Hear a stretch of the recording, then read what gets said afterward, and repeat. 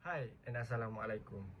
I am Ahmad Bakri with Ahmad Kamal from the class of AS12031E, and today I'm gonna discuss about my case study that the title of Rechargeable Battery. Firstly, what is rechargeable battery? A rechargeable battery, storage battery or secondary cell, which is formerly a type of energy accumulator, is a type of electrical battery which can be charged, discharged into a load and recharged many times, as opposite to a disposable or primary battery, which is supplied fully charged and discarded after use. So next is, how does battery work? The flow of electrons from one material, which is electrode, to another through an external circuit. The flow of electrons provide an electric current that can be used to do work. To balance the flow of electrons, charged ion also flow through an electrolyte solution that is in contact with both electrodes. So we can see here that is two components involved in this situation, that is electrodes and electrolyte. So what is electrode? The electrons flow from one electrode called anode, which is the negative electrode, to another electrode called cathode, which is the positive electrode. So basically, electrode is used by electrons to flow from one to another, from anode to cathode. And what is electrolyte? An electrolyte can be a liquid, gel or solid substance, but it must be able to allow the movement of charged ions. It can be metal or liquid that can allow the movement of charged ion. So what is actually happening? At the anode, the electrode reacts with the electrolyte in a reaction that produces electrons. These electrons accumulate at the anode.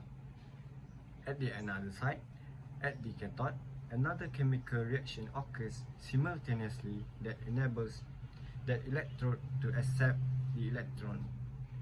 So these two things occurs at the same time.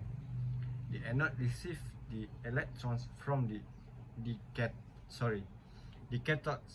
receive the electrons from anode at the same time.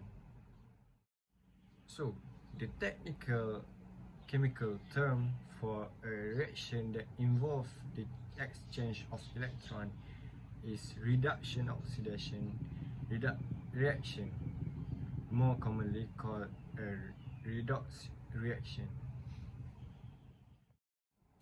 So what is redox? Redox is basically stand for reduction and oxidation.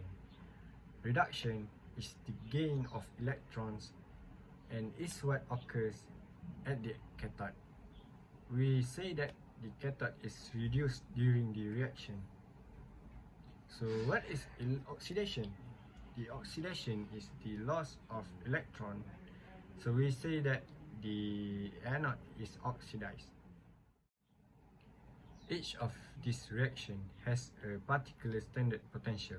Think of these characteristics as the reaction's ability or efficiency to either produce or suck up electrons, its strength in an electron tug of war. That means the cycle is continue until the anode is completely dried out of electrons.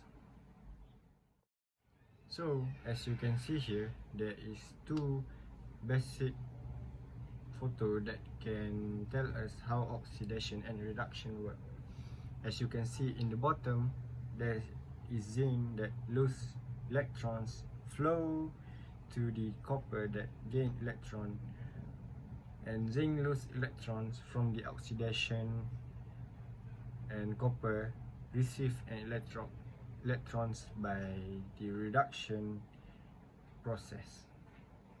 And you can see over there, the electrons flow creates the electricity that make the light bulb works. So why we need a rechargeable battery? So we see some common battery are single use only.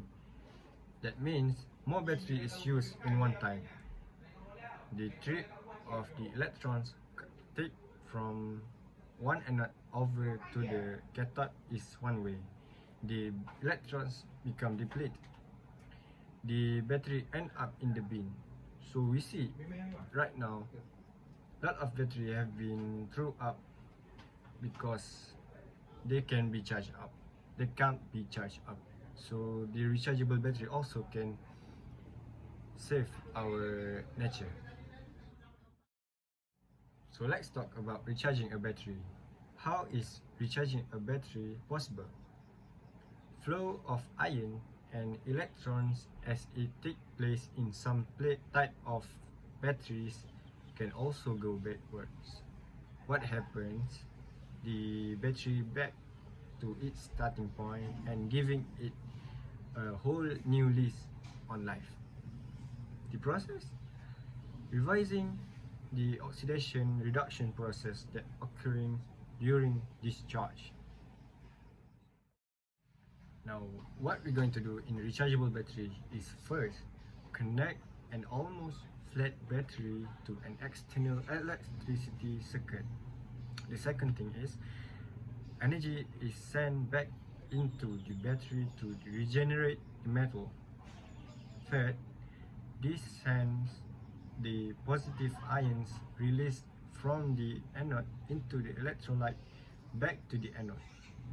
The fourth step is the electrons that the cathode took in also back to the anode. And that's all from me. I hope you enjoy my video and thanks for watching. I hope you get something from it. And if you have anything to ask, just ask me at my email. Thank you and goodbye.